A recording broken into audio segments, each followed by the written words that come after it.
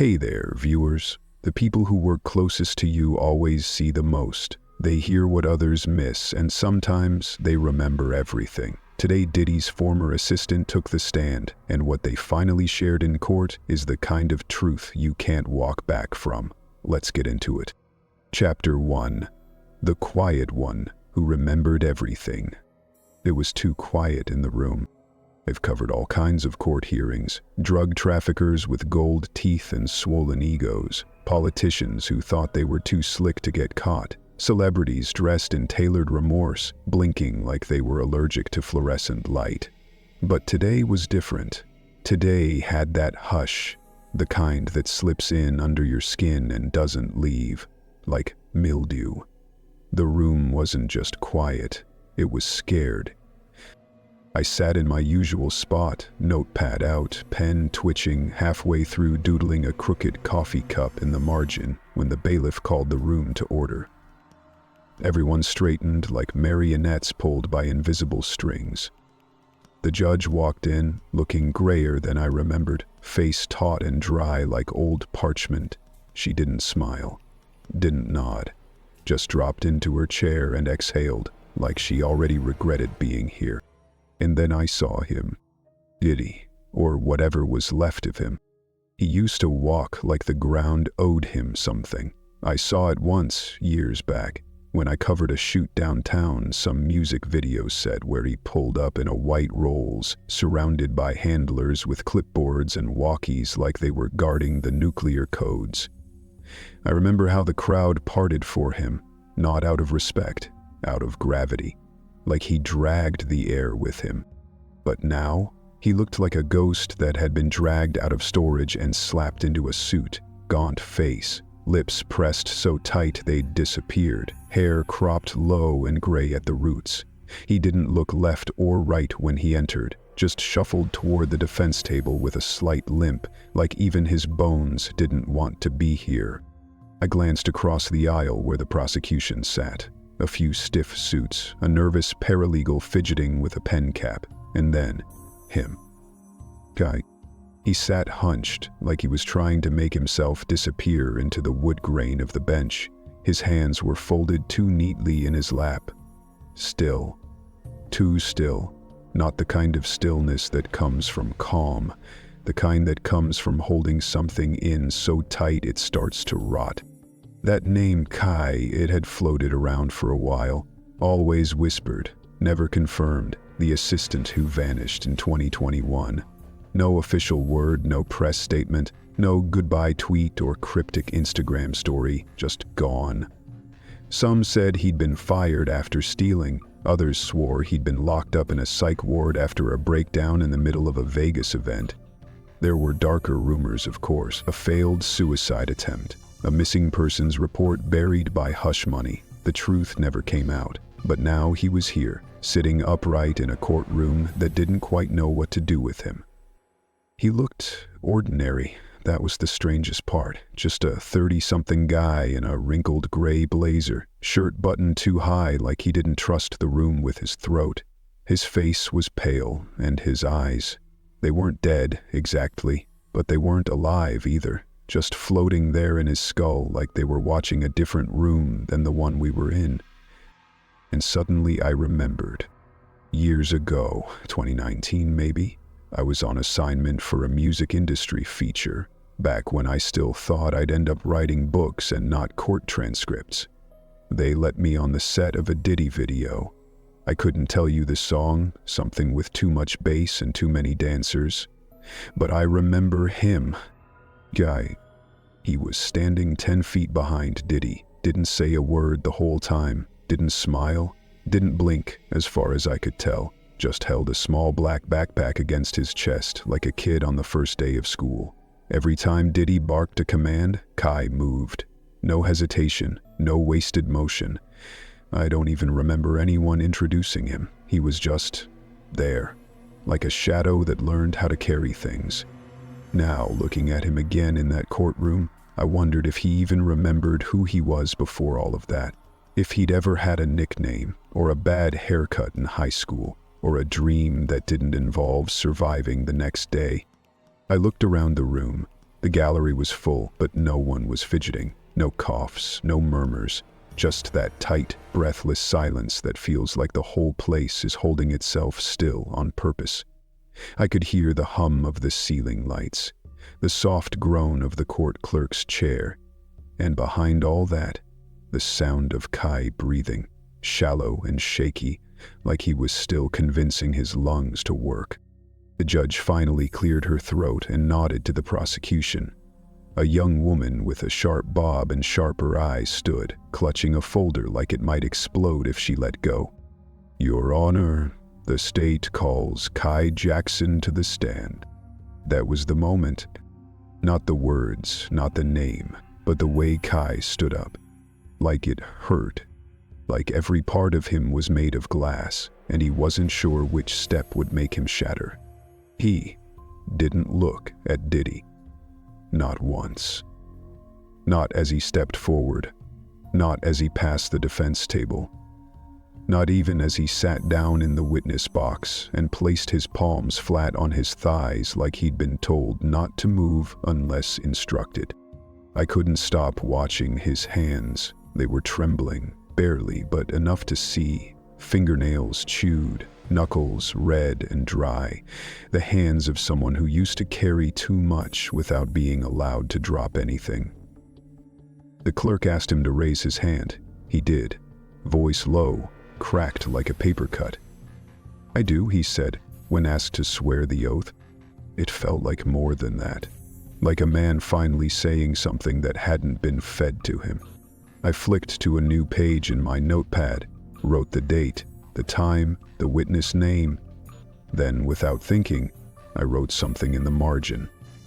Just a sentence, just a feeling. The quiet ones always remember everything. The words stared back at me, and I knew, deep down, we hadn't heard anything yet. Chapter 2. The recruitment. They told me to speak slowly, that the court needed a clear record. I nodded, even though my mouth was already dry. I hadn't spoken more than a few full sentences out loud in weeks. Maybe months. I don't really keep track of time the same way anymore. I cleared my throat, felt the microphone hum just a little in front of me. It made my teeth ache. The prosecutor asked her first question gently, like she was trying not to scare me off. "Can you tell us how you first came to work for Mr. Combs?"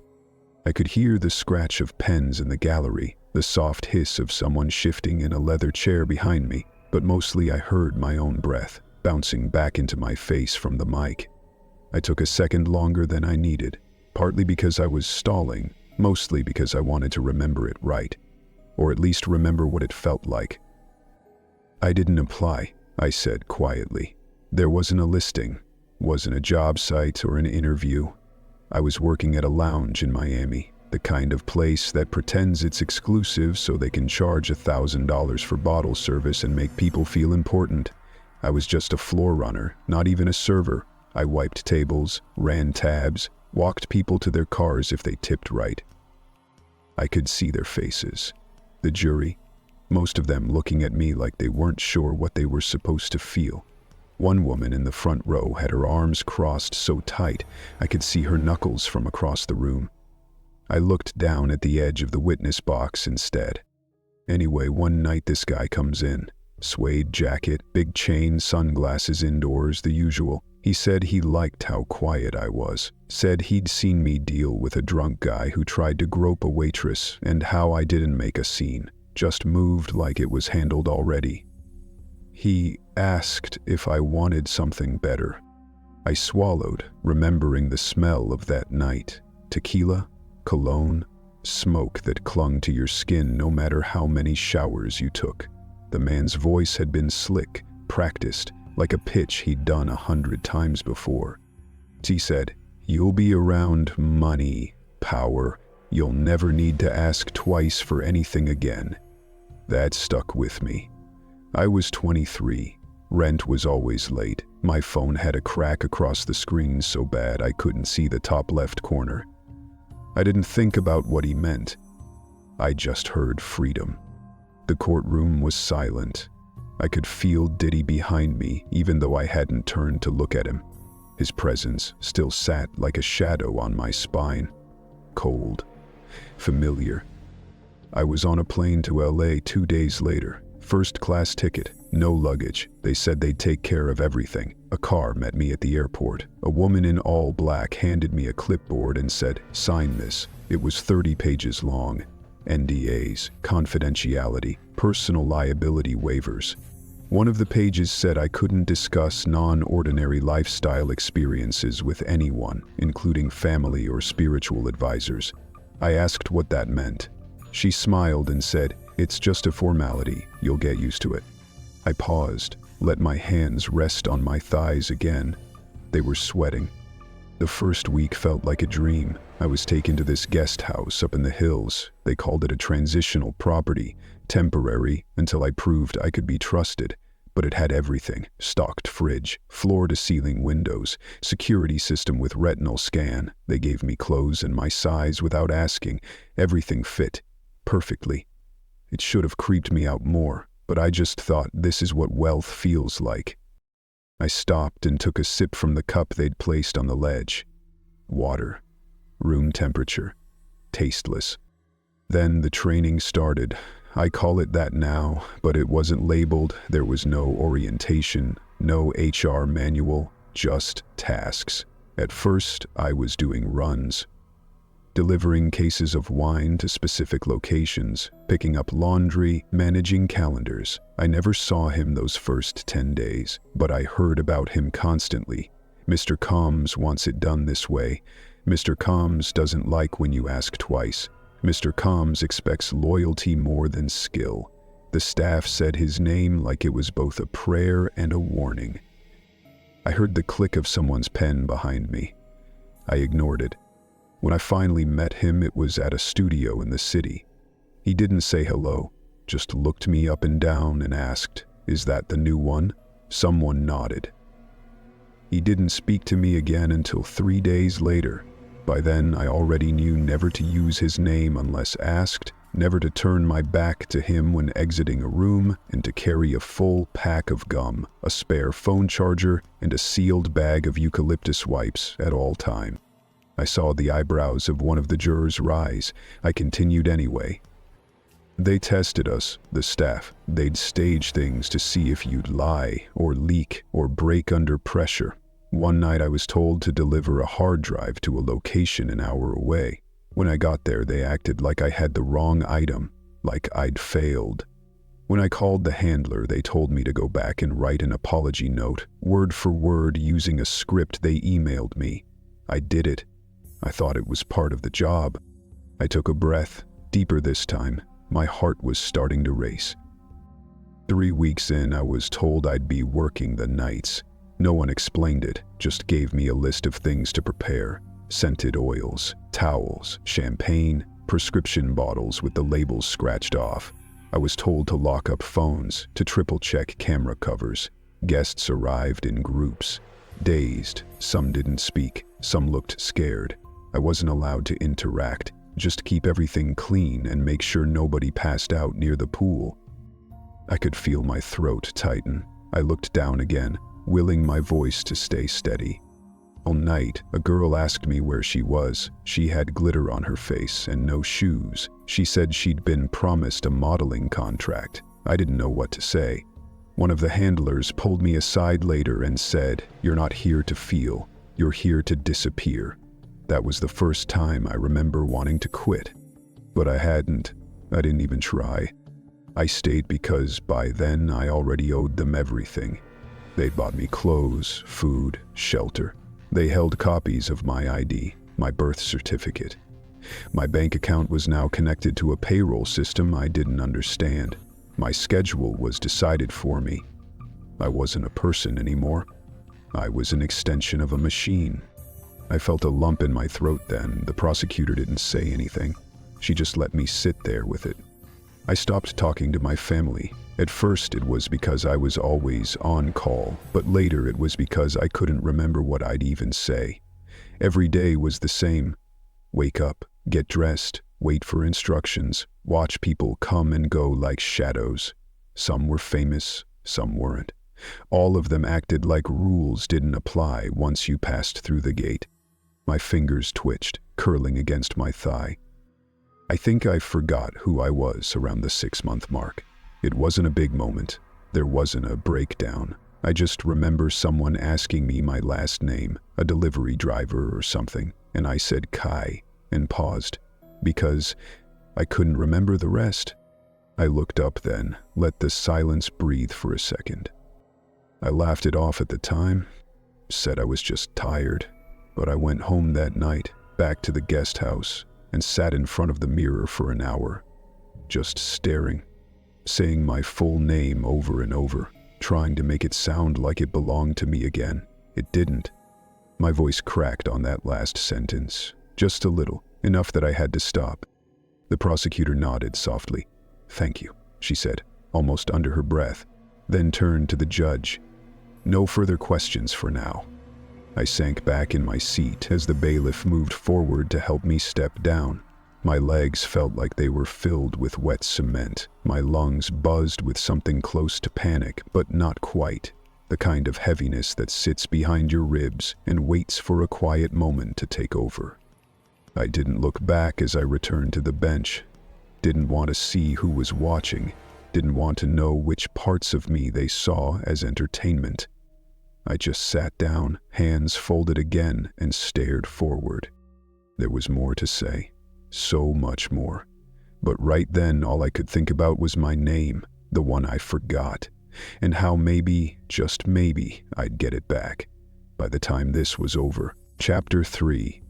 Baby Oil and the Ritual Rooms. The defense attorney stood up like she'd been waiting her whole life for this moment.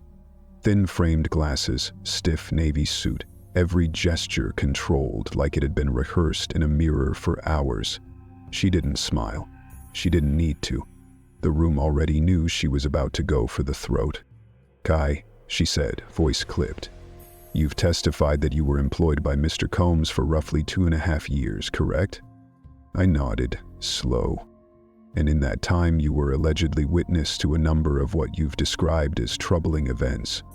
I nodded again, but I kept my eyes locked on the railing in front of me, the edge of the box I was sitting in. I could still feel the heat from the lights, could hear the slight warble of feedback from the microphone. All of it buzzed under my skin, but I held still. She stepped closer. Her heels barely made sound against the carpet. Everything about her was efficient.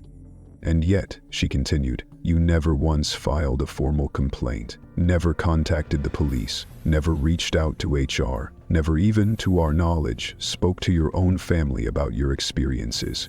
Doesn't that seem odd, Mr. Jackson?" I paused, just long enough. I could feel the tension in the gallery tighten. "No," I said, "it doesn't." She raised an eyebrow. "And why's that?" "Because I was scared," I said, "and because no one files reports in a world where the people in charge are the report." That made her blink, just once. A few pens scribbled something behind her. She circled a little now, pacing the way lawyers do when they want the jury to absorb something big. She stopped at the far end of the courtroom and flipped open a folder. "You've mentioned ritualistic parties. That's a heavy claim, isn't it?" she asked. "Could it be that perhaps you're misinterpreting private adult gatherings? Extravagant, sure, but consensual, and turning them into something darker because of your own, well, instability?" The word hung in the air like the stench of bleach. I didn't flinch. She held up a sheet of paper. "Isn't it true that you checked into a psychiatric facility in 2022? "Yes," I said, "it is." "And that you were treated for symptoms consistent with depression, disassociation, and anxiety?" "Also true." She gave a theatrical pause. "So isn't it fair to say that some of your memories, especially the more colorful ones, may not be reliable?" I looked at her finally. Not hard, not angry, just with a gaze that made sure I didn't blink when I said what I needed to. "No," I said. "It isn't fair to say that. Because trauma doesn't make things fuzzy. It makes them sharper, like glass, like you're stepping on it every time you try to forget." She opened her mouth, but I kept going. And I'm not claiming I saw everything. I wasn't part of the inner circle. I was cleanup, a background extra. But I remember what I was asked to do. I remember what I smelled, what I touched, what I scrubbed off the floor. The judge leaned forward slightly. The air in the room got heavier. I didn't call them ritual rooms, I said. Not until later, not until I had words for what I saw. But those rooms were different. Always prepped a certain way. Blackout curtains, scent diffusers turned to maximum, bowls of fruit, trays of pills, glass tables with mirrors on them even when there was no purpose for mirrors. I was told to prepare towels, only white ones, never colored, to place oils in specific spots, eucalyptus, sandalwood, and baby oil. Always baby oil. The defense attorney looked like she wanted to interrupt, but she didn't. Maybe she saw something in my face. There were cameras sometimes, I continued, my voice a little slower now. Hidden, but not hidden. Like they weren't meant to be invisible. Like they were meant to remind people. I don't know who watched the footage. I just know that after certain nights, I was told to bag up towels and trash and leave them by the back gate. Someone else would collect them. I was never told who. I could feel the old nausea curling up in my stomach again.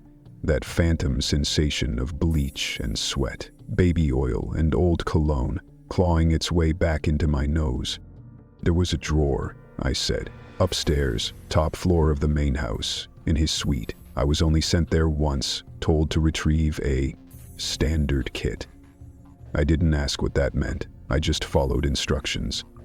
Inside the drawer were zip ties, duct tape, condoms, lube, a compact mirror, and a bottle of baby oil, still sealed.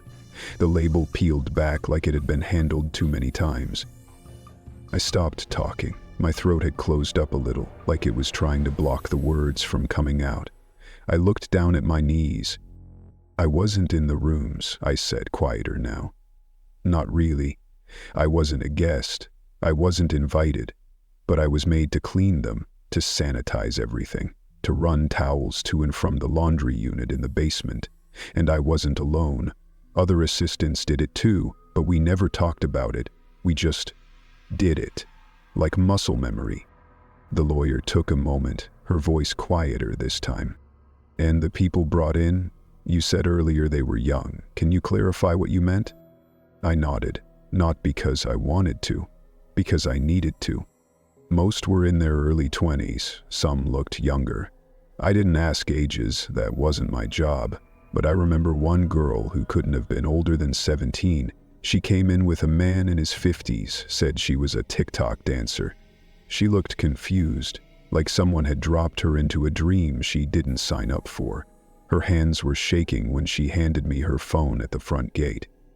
We were told to strip devices, put them in locked boxes. Were these guests intoxicated when they arrived? I stared ahead, didn't blink. Some were already high, some were dosed later. It wasn't subtle. There were bowls of pills at some of the parties, like candy dishes. I remember watching someone crush something onto the back of their wrist and snort it off like it was the most normal thing in the world. The jury was stiff now. One woman had her hand over her mouth. The judge hadn't interrupted once.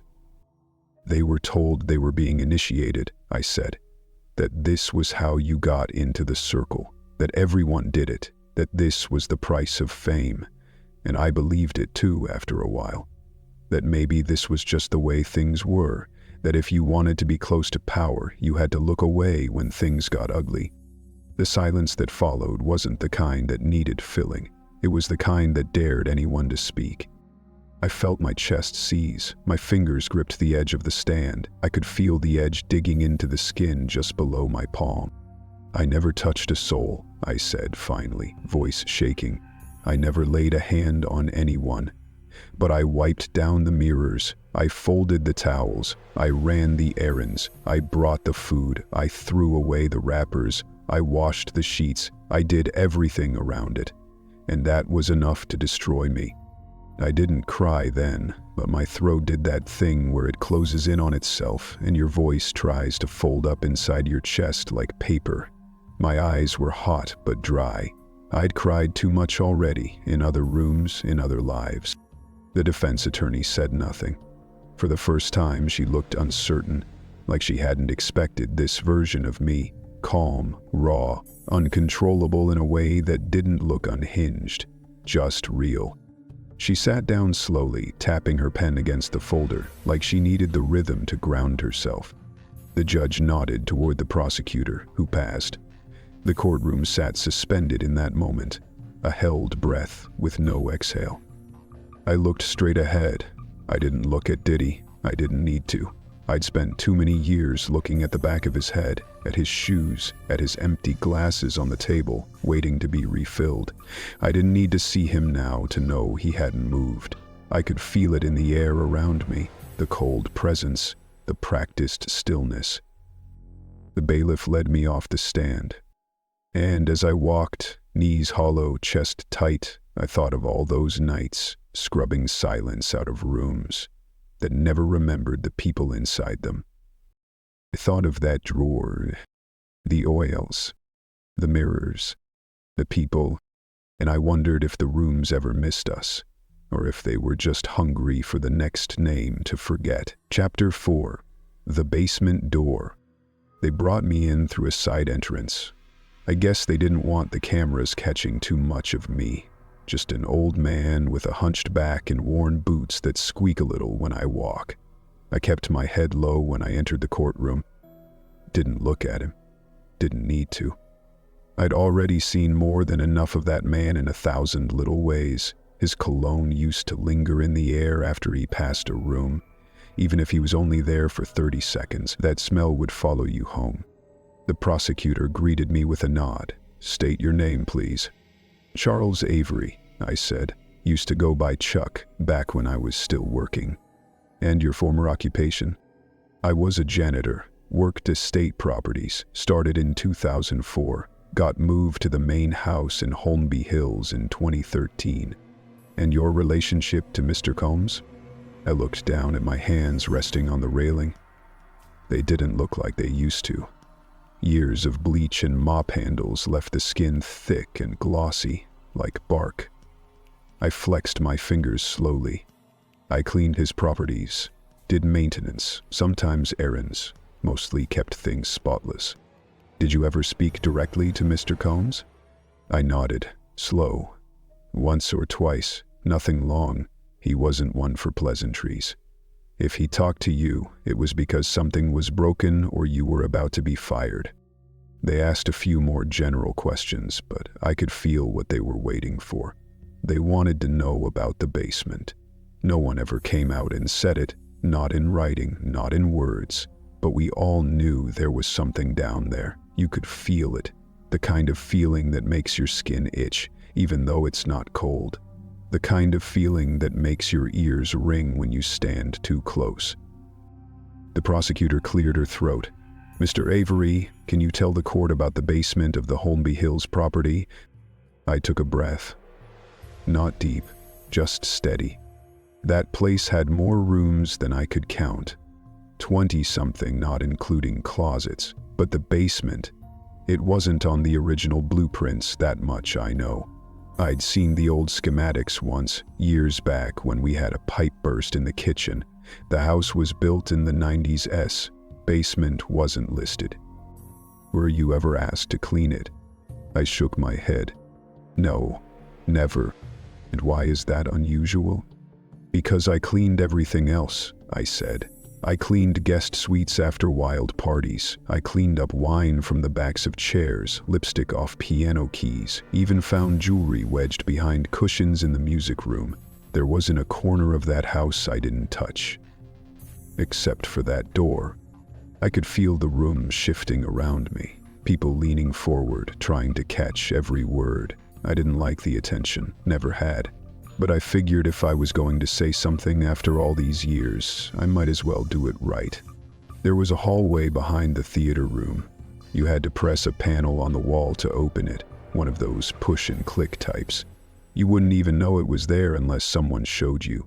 At the end of that hallway was a metal door. No handle, just a keypad and a red light above it. I paused. I asked about it once, just once. One of the house managers looked me square in the face and said, "If that door ever opens while you're here, just walk away and forget it happened." That's all he said, and I never brought it up again.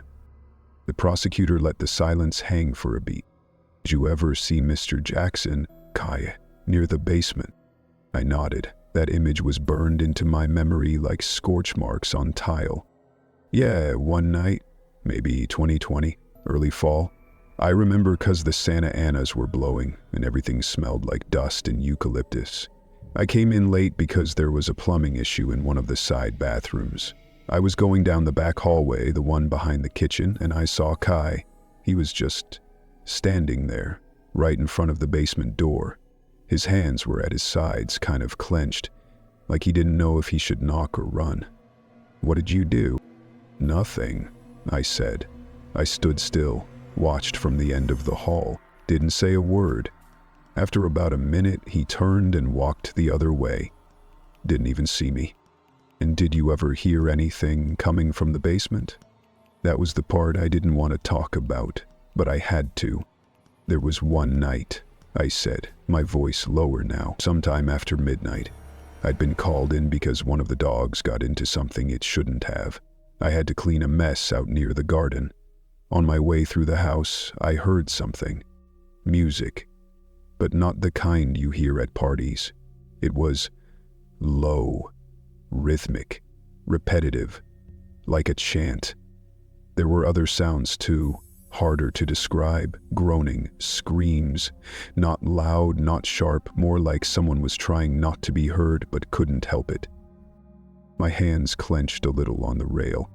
There was smoke coming out from under the door, not a lot, just wisps, smelled sweet, like incense mixed with something chemical. I stood there for maybe 15 seconds, just listening. Then I turned around and went back outside. "Did you report it?" I nodded. The next morning, I called the estate manager, told him what I heard, asked if I should be concerned. He said not to worry, that Mr. Combs sometimes hosted experiential events that involved light, sound, and aroma, said it was private and outside of my responsibilities. That same day, I got a raise, 5%, and I was asked to sign a new NDA. This one was thicker, 15 pages longer than my original. The courtroom was silent now, not even a cough. I looked down again. I knew better than to press it. I'd worked on enough estates to know when to mind my business, but that house, it was different. People came and went at odd hours, young people, scared-looking people. Some left crying, some didn't come back. I started asking fewer questions, just did my work, got my check, and kept my mouth shut. "Did you ever go into the basement yourself?" I shook my head, slow. "No, I never had the code, never had the clearance, and truth be told, I never wanted it."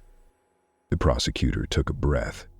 "Mr. Avery, is there anything else you'd like the court to know?" I thought about that for a moment. Thought about the long nights, the quiet ones, the way the wind used to rattle the eaves while I swept up cigarette ash from the back patio. I thought about the things I'd overheard. Names I didn't recognize, languages I didn't speak, screams I pretended I didn't hear. "I worked there for 8 years, I said. "I saw more than I should have, but less than I was afraid of. I made peace with that in a way. But there's one thing I never forgot." The prosecutor leaned in, gently. "What's that?" I looked out at the jury, at the rows of faces I didn't know and didn't need to. Then I looked down again to the wood grain beneath my fingers. "I never cleaned the basement," I said. No one did. The silence that followed wasn't shocked, it was resigned, like the room already knew the truth but had been waiting for someone to say it out loud. They thanked me, asked if I needed help stepping down. I waved them off. I may be old, but my legs still work. As I walked back past the gallery, I caught Kai's eye for a second. He didn't smile, didn't nod, just looked at me like someone who'd been carrying a weight for too long and was surprised to find someone else had been carrying a piece of it too. And maybe, just maybe, that was enough to make coming here worth it. Chapter 5. Groomed by Silence. I still remember the first time he came into my office.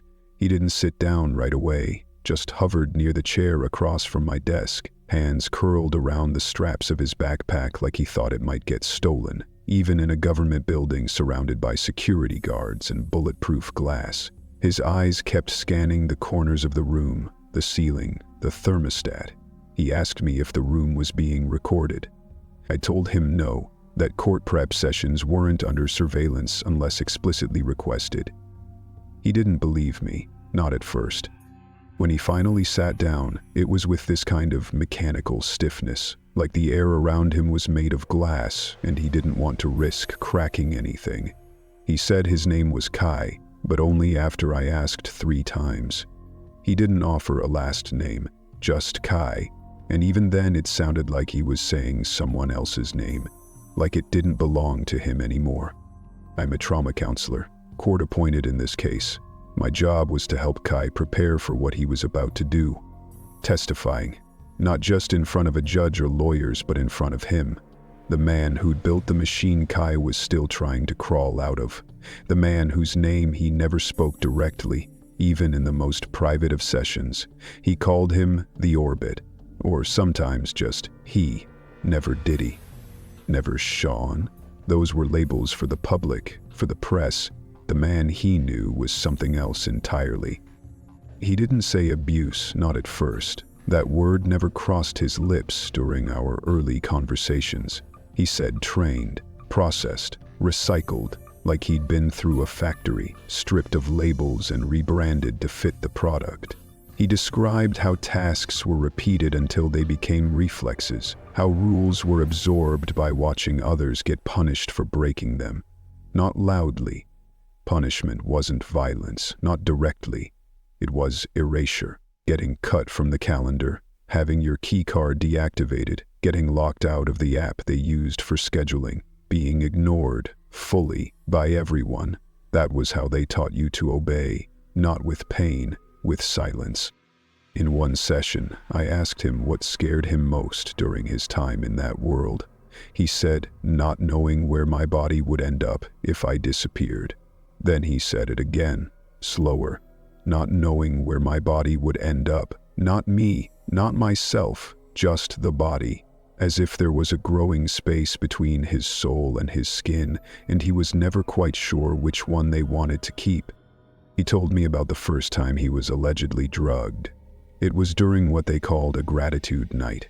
That was the term used in the internal messages, always in lowercase, always vague. Gratitude night.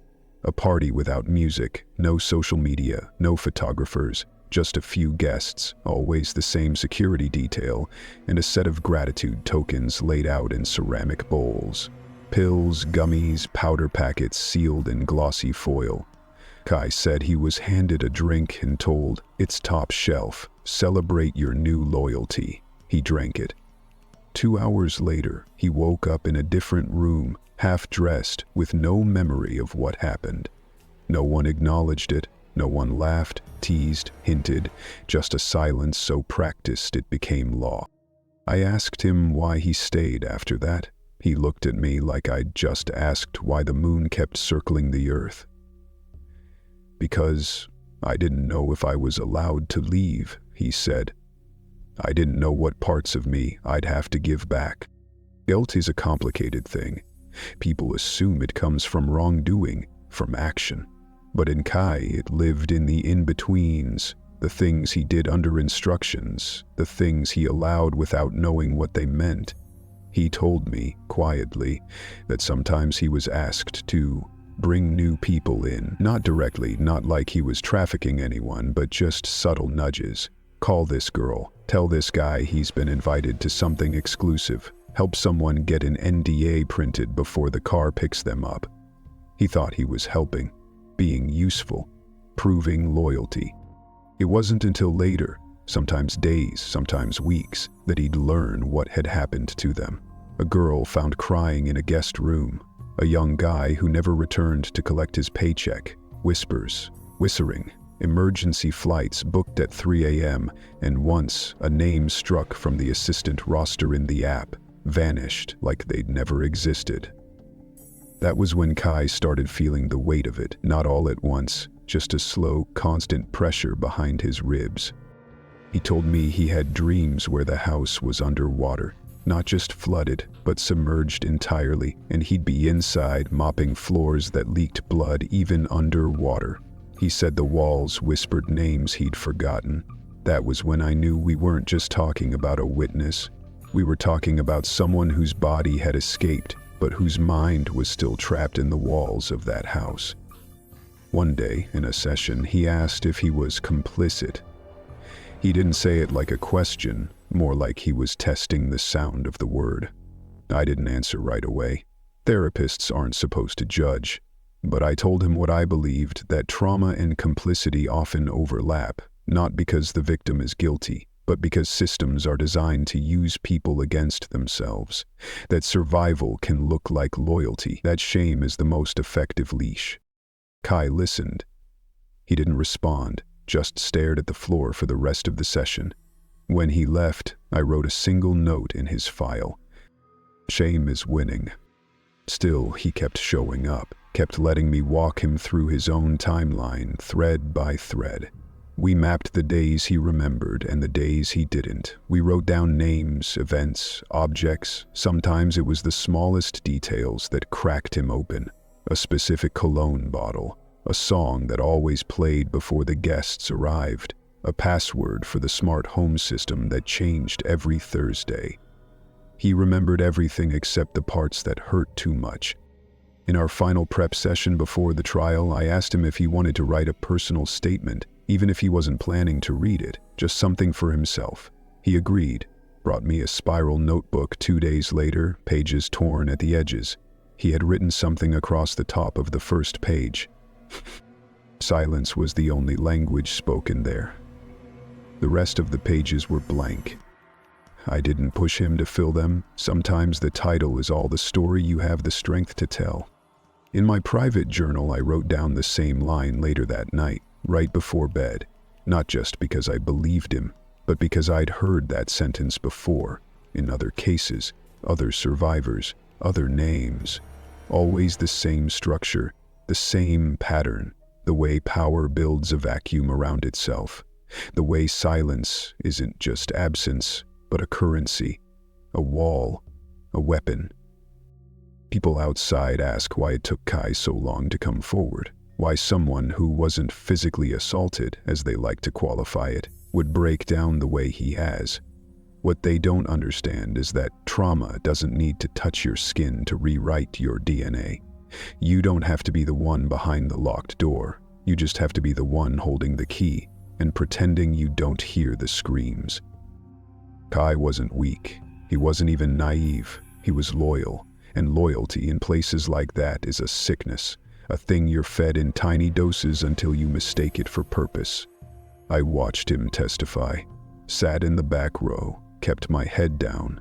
He didn't see me, but when he spoke, I heard something different. Not just fear, not just pain. I heard extraction, like someone pulling the last slivers of metal out of a deep wound. It wasn't healing yet, but it was trying. The thing is, the damage Kai carries, it won't ever fully disappear. There's no undoing that kind of programming. But sometimes just telling the truth, saying it out loud with people listening, with people finally believing, it can loosen the knots inside you. He told me once during a session, I don't want to be free. I just want to stop lying about how trapped I still am. I think about that line a lot. I think about how many others are still out there, still holding things inside their lungs that weren't theirs to inhale, still cleaning up messes they didn't make, still swallowing silence like it's the only thing that tastes familiar. And I wonder how many of them even remember their own names. Chapter 6. The Blackmail Box. The first time I saw the box, I thought it was just some kind of keepsake. Small, matte black, about the size of a hardcover book. No labels, no insignia, no dramatic lock or hidden compartment. Just a soft magnetic seal, and the kind of unremarkable weight that somehow made it feel heavier. Kai handed it to me without looking me in the eyes.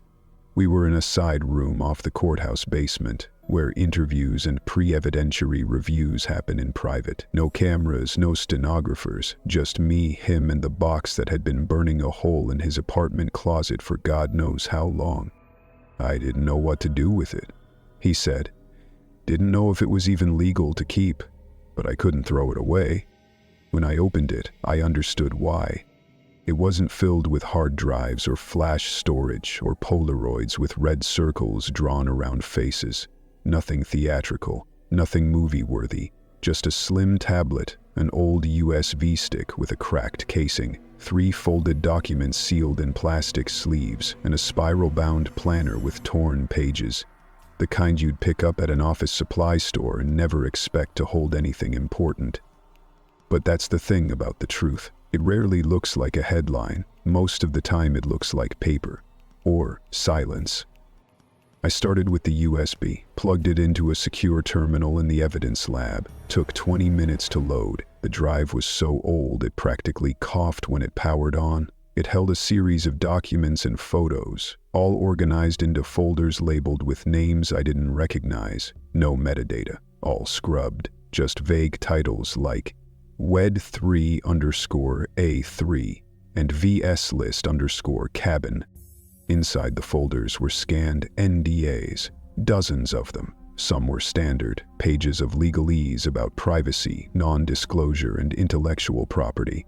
But others were more specific. One had clauses that forbade the signee from discussing acts of spiritual realignment or entertainment-focused rituals. Another mentioned non-traditional expressions of gratitude between artist and guest. They were worded so carefully, so clinically, you could almost believe they were harmless. Almost. Next came the guest lists. Not full names, initials, aliases, timestamps. Cross-referenced with locations. BHM_PH430AM3B, KT_LS/handler, DCD_HP, HM/DNL. Each entry came with a photo or receipt, a room service order from a luxury suite, a dry cleaning receipt for stained sheets, a signed waiver with the signature blacked out. It was a breadcrumb trail if you had the right map, and I did. That's what they pay me for. Then came the planner. At first, it looked like just a schedule, random notes, call times, driver routes, alcohol orders. But when I looked closer, there was a pattern. Under certain dates, there were red pen marks, a tiny symbol that looked like a keyhole, and every single one of those dates lined up with a high-profile event.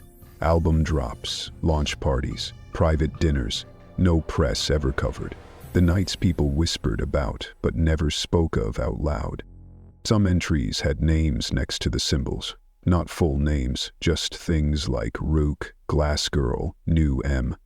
Others had dollar amounts, $15K on arrival, $3.5K/day, cash only, cover lost, comped through him. The asterisk always replaced his name, just him, as if, even in private notes, he couldn't be spoken aloud. But what stopped me cold was a folder labeled 4C. Inside were images, screenshots. Most were blurry, hastily taken, photos of NDAs laid out on tables, people's hands signing them. One photo showed a man's silhouette behind a frosted glass door, arm outstretched, holding something metallic. Another image was a blurry shot of a hotel room, empty except for a white towel on the floor, a champagne bottle tipped over, and what looked like a card key next to an open phone case. The timestamp placed it 2 hours after an event Kai had mentioned in his testimony. One image hit harder than the rest. It showed a screenshot from a text conversation. The sender was unnamed. The recipient, presumably Kai, had asked, "What happened to the girl from 3A?" The response, "Doesn't matter, she signed." Then a thumbs up emoji. There was one more file, a name I hadn't seen yet, M. Evans. I clicked. It was a PDF of a signed affidavit. The signature block was empty, but the text was chilling. I was working the evening shift at the Majestic Atlanta, 3rd floor. A guest came out screaming, no clothes, bruised. Security was called, but by the time we arrived, the floor manager was already there. He told us to go back downstairs and pretend the wing was under maintenance. Next day, I was taken off schedule. 3 days later, I got a check for $2,000 and an NDA from a third-party legal firm. I didn't sign.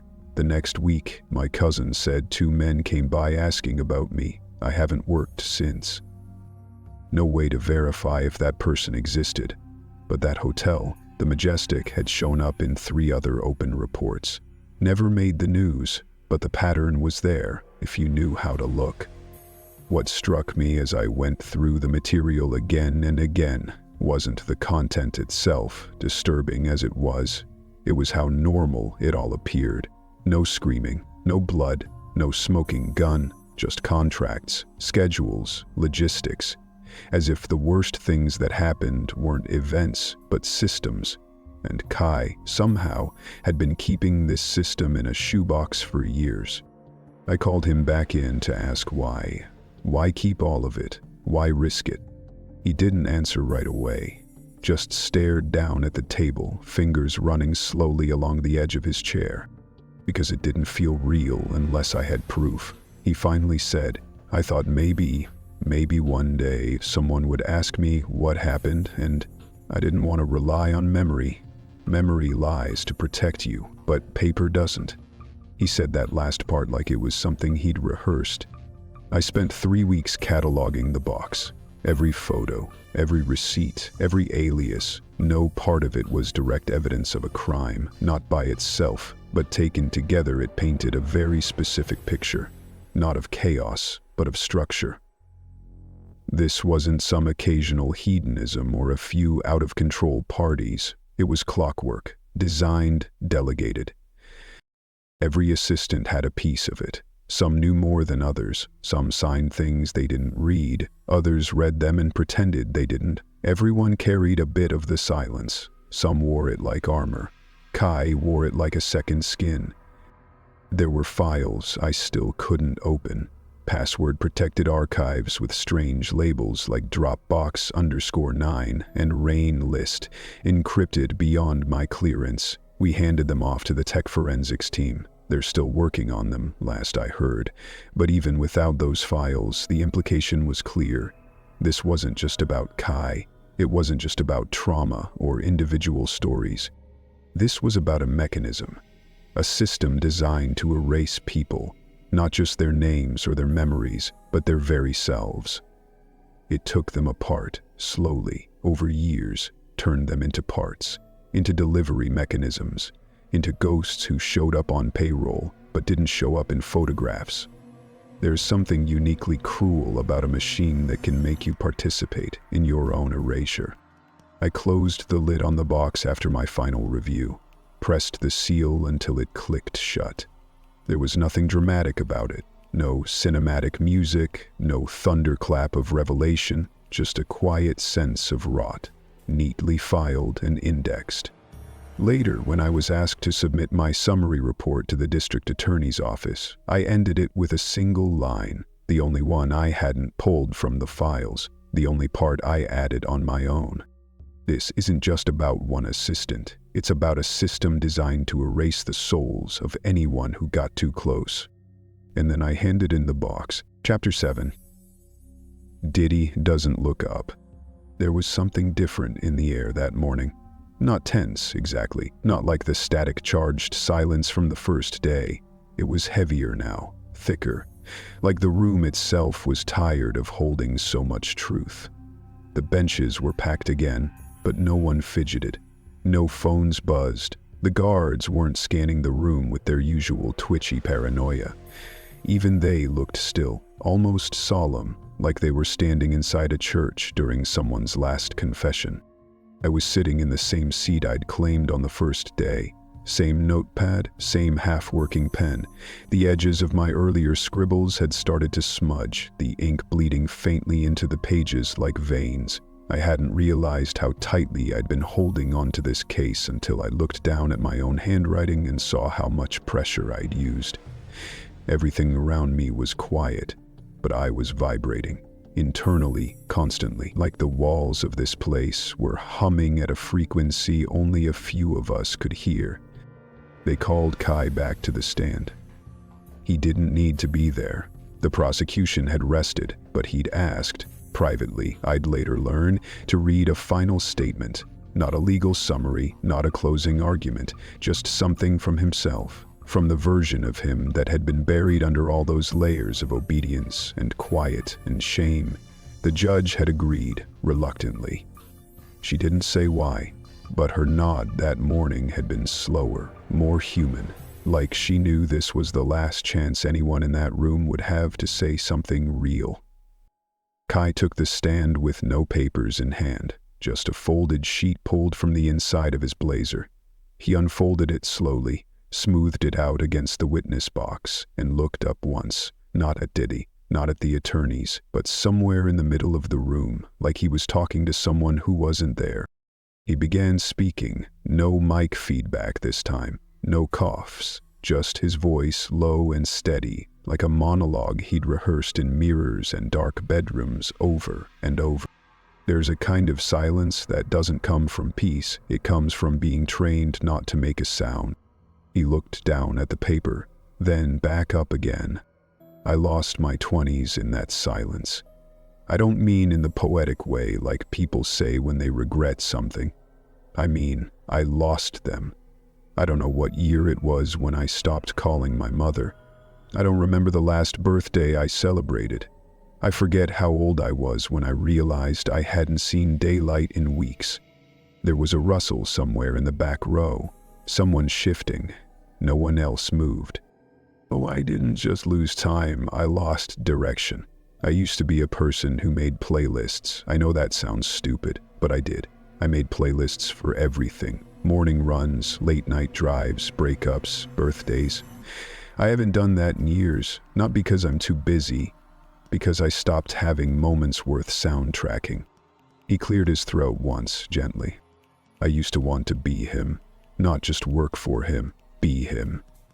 I thought he had the power to walk through walls, to make rooms bend around him, to get away with things other people couldn't even dream of. And maybe he did. Maybe he still does. But power like that doesn't stay shiny forever. It tarnishes from the inside. He didn't look at Diddy, still hadn't since stepping into the room. People ask why I stayed.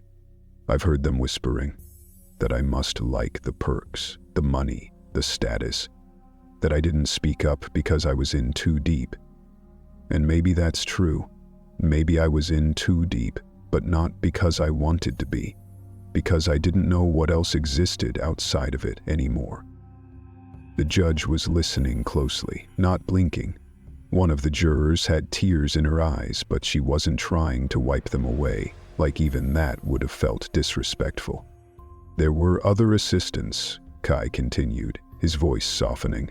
Some I worked with, some I only knew by the names in the scheduling apps or the initials on the storage lockers, and I want to say their names now. Not full names, just fragments. He unfolded a second slip of paper from his jacket. His hands were trembling. Halma of them works at a vape shop now, in a strip mall 2 hours from where we used to do party setups. He stopped speaking about any of it in 2021. He has panic attacks when people raise their voice.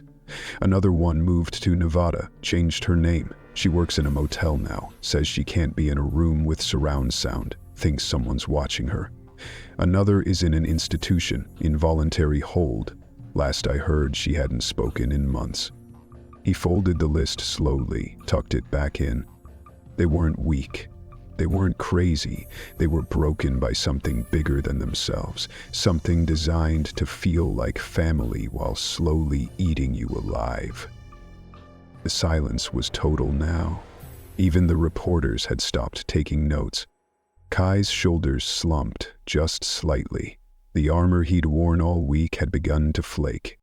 "I want to say this clearly," he said. "There were days I wanted to be him, but now I just want to be free from him, from all of it, from the quiet that's louder than screams, from the guilt that makes you smile at things that make you sick, from the version of myself that thought survival was enough." He looked down once more, then up finally toward Diddy. The man hadn't looked at him the entire time. He was sitting there still like a monument, staring straight ahead, hands clasped in front of him. No twitch, no shift, just the outline of a man who used to fill stadiums, now reduced to a shape in a suit, absorbing every word like a wall absorbs a scream. Not resisting, not acknowledging, just letting the words pass through.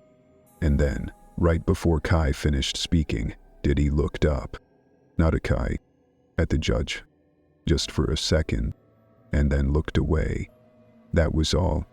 No comment, no facial shift, no reaction. I wrote it down anyway, because I'd been trained to catch the smallest tells. Looked up, then looked away. The judge cleared her throat and gave a small nod.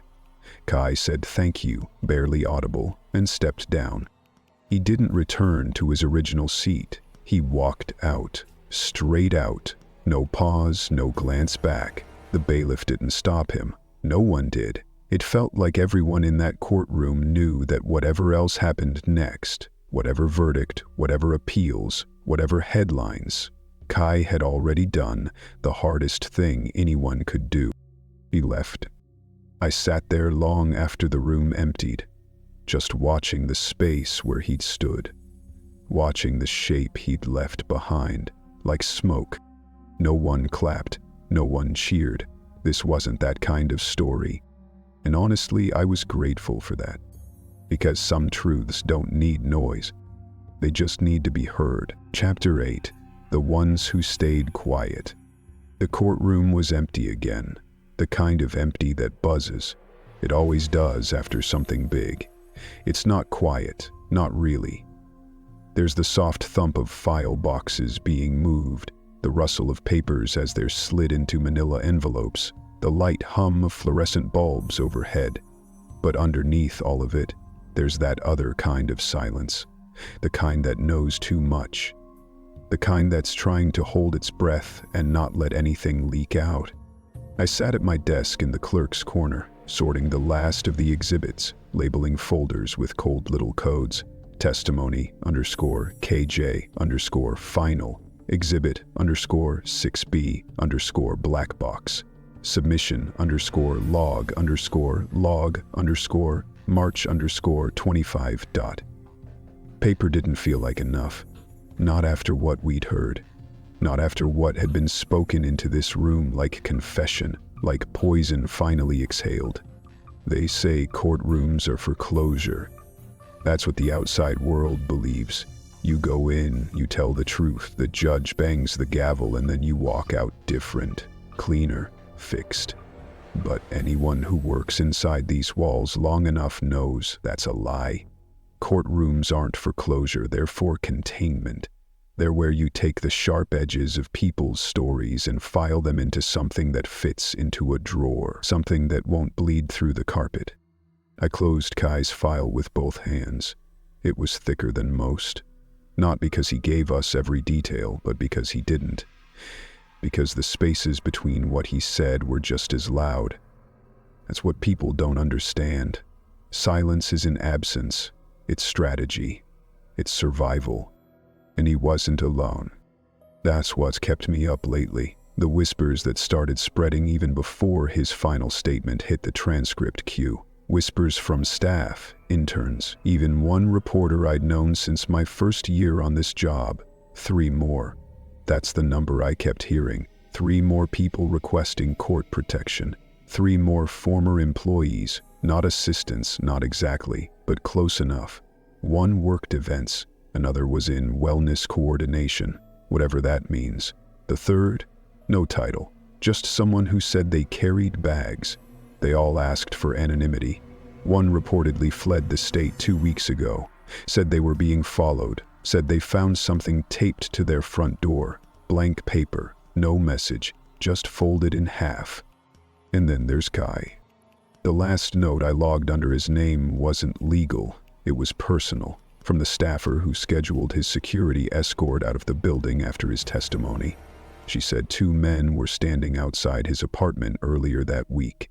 Not press, not police, just 2 men. One leaned against a parking meter like he was killing time. The other sat in a running car for over an hour. Kai didn't say anything about it, just slipped out the back and came in through a separate entrance the next morning. He didn't ask for protection. He just asked for a window seat on his way out of the courthouse. I sat there, staring at the sealed box of his submitted evidence. That black cube, wrapped in procedural red tape now, tagged and shelved. It looked small again, ordinary. You'd never guess what lived inside it, what it meant, or what it cost someone to carry it. I stamped the last folder, filed it and stood up. My knees popped. The room felt colder than usual. I turned off the lights, walked out and locked the door behind me. But the box stayed on my mind. Because this wasn't the end. It wasn't even close. I don't remember where I was when I finally exhaled. Somewhere between the courthouse steps and the car window, the air felt different, heavier, like it had to learn how to move around me again. I sat in the back seat, hands folded, still waiting for someone to call my name and tell me I wasn't done yet, that I had to go back in, do it again, this time better, this time more polished, less afraid. But no one called me. No one said a thing. The driver didn't ask questions, he just drove. The sound of the tires on the road was the closest thing to music I'd heard in weeks.